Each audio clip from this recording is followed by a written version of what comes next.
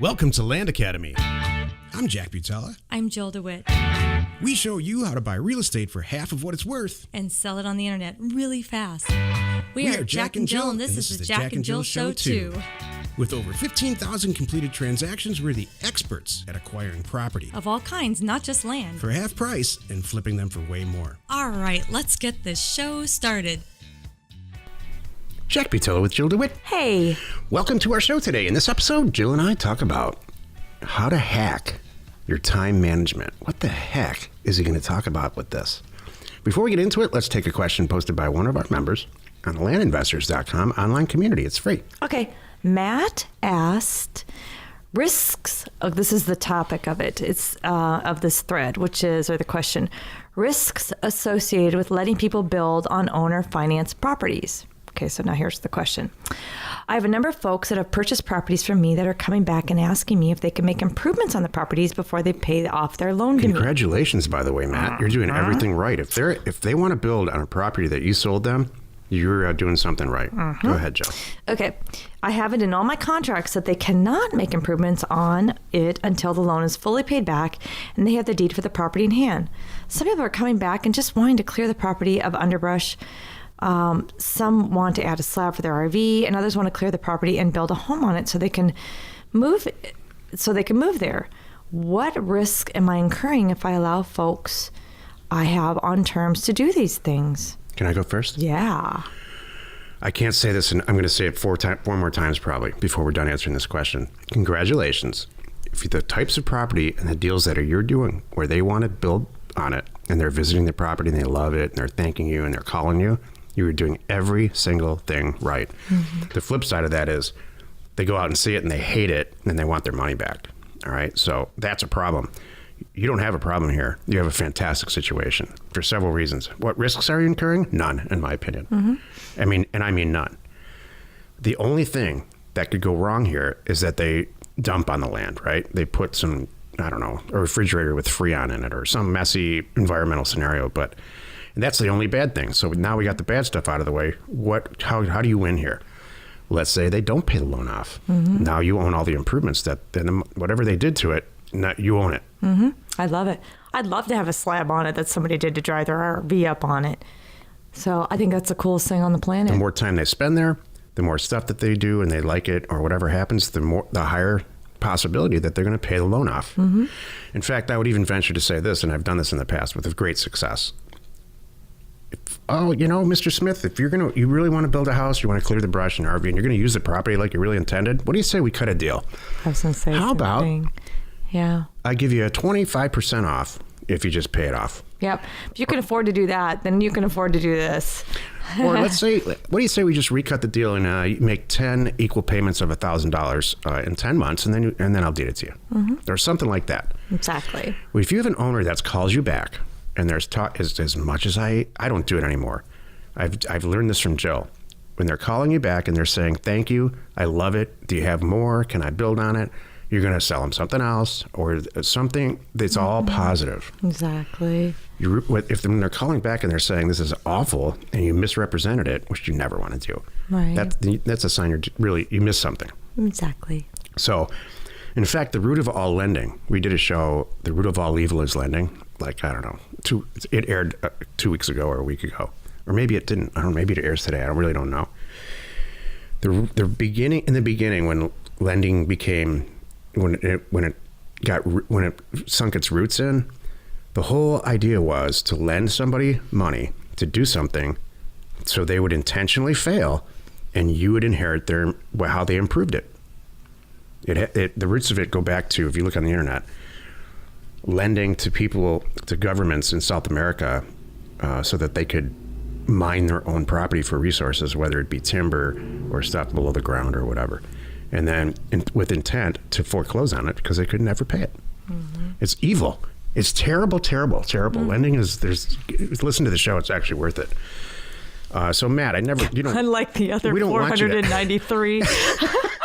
Yeah, the other 497 podcasts that we have, they're actually really, really good shows. Yeah, I know. But this one's worth it. I just thought I'd point out the one that's really bad. That's great. And evil. That's great. Oh my gosh. So I'm not saying doing anything with malicious intent. I'm just saying if for whatever reason they decide to stop paying and they've improved your property, worse things could happen to you. If you have a question or you want to be on the show. Like the plague? Where are you going with that? You know one thing I love about you, Jack, is some of these statements are so open-ended. It could be anything. You know, worse things can happen. And you just walk away. Like, you know what? Where are you going? Wait. You know why? Because you know where that comes from? Being a seasoned parent. Oh. The kids ask you stuff like, yeah, worse things could happen, and just walk away. You're like, what? What? What am I supposed to do now? Yeah. Wait. Did he mean yes or no? I don't exactly. That's exactly. He didn't answer the question. I don't know what to do. Am I going to get in trouble now? I really don't know. He didn't answer it. I actually walk around going, I don't know if I'm going to get in trouble now. No, you don't. Okay. Listen, if anybody, listen, Mom, if anybody. Oh, no. Here it comes. Every once in a while. Whoops. All the husbands out there are nodding right now. Every once in a while, I become the fourth kid. So the kids do something bad. When they're all of them together, do collectively, not so much anymore because somehow I get lopped into that. Yeah. I get in trouble with them. Well, because it's often your idea. Well, let's just start there. Dad said that riding down the stairs on this air mattress This is a true story. into the wall is a good idea. Actually, Dad gave us the air mattress and he turned the music up even louder. That is a true story. That happened recently. And nobody got broken bones. We got in a lot of trouble for that. Oh, that was funny. It was loud. No, but fortunately, no broken bones, nothing, no holes in the walls. We did okay. That was so funny. So, and you wonder why. That was a blast. I can't believe. Gets Listen, me Mom. thinking. Try it with a skateboard. Jack. If you have a question or you want to be on the show, reach out to either one of us on landinvestors.com. Today's topic, how to hack your time. Management. I know, but it's really just time. If the title was how to hack your time, no one would either. It's like time management. Oh, I can get it. Okay. Recently, I'm watching a show on Netflix or Amazon, I can't remember which one, called Mr. Robot. And it's about a bunch of kids who pull off the hack of the century. And they need the Chinese hackers to help them. And the leader of the Chinese hackers, there's a sentence, and I stopped watching it and really had to think about it. And then obviously decided to do a show about it. The line was, you guys choose to hack computers. I choose to hack my own time. And what he really meant after I really thought about it was, he takes his time very seriously and micromanages time. Mm-hmm. And so I started doing that this last week. I'm only going to spend this amount of time on this. Only going to spend this amount of time on this. And guess what? That's good. Guess what happened? You're more efficient and happier.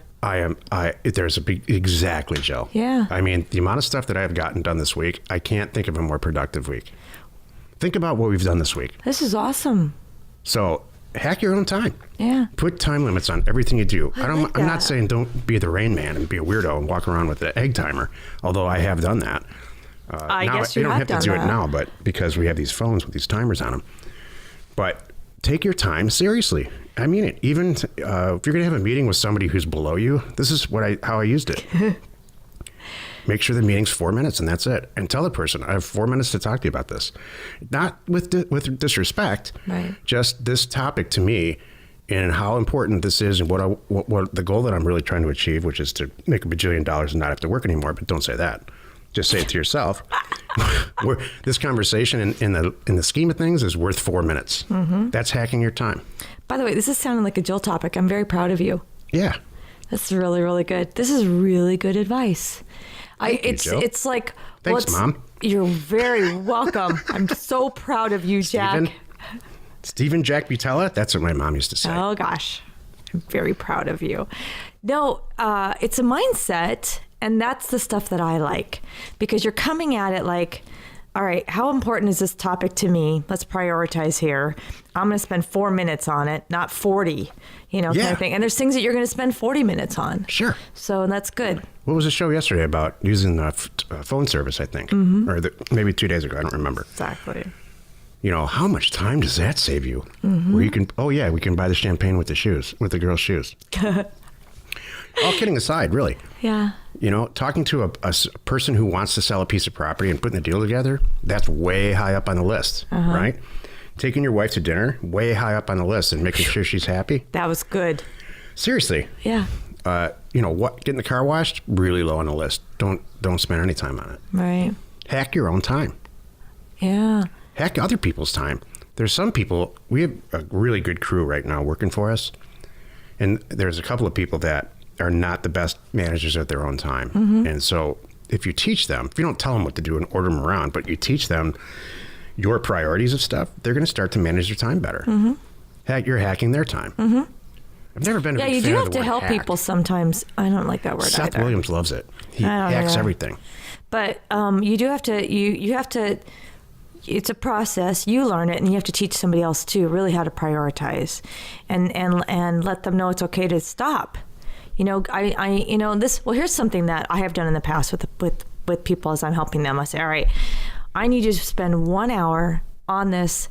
Give me an executive summary, whatever you come up with in 1 hour, the best 3 sources for X, whatever the project is, and that's it. And they forces them to cut it off, and you go crazy for an hour because you could spend all day on it, and you really don't need to spend all day on it, because the results all day are probably going to be the same results that you just spent an hour on. Don't overanalyze yourself. Right. So that by doing things like that, not only setting those limits on yourself, but helping people who work for you or your associates, that's great advice. Exactly. It's going to save a lot of time and energy and stress and free you up for the fun stuff, like drinking champagne out of women's shoes in the store. How did it become that? I don't know. Drinking champagne out of women's shoes instead of while you're wearing women's shoes. Yeah, exactly.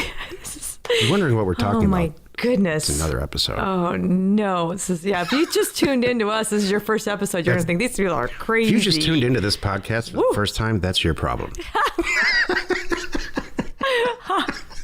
Oh my goodness. Wow, this is crazy. All right. If you have a question or you want to be on the show, I already said that. Join us in another episode where Jack and Jill discuss how to use information. That's me. Oh boy, and how to use inspiration and help Jack along. That's me.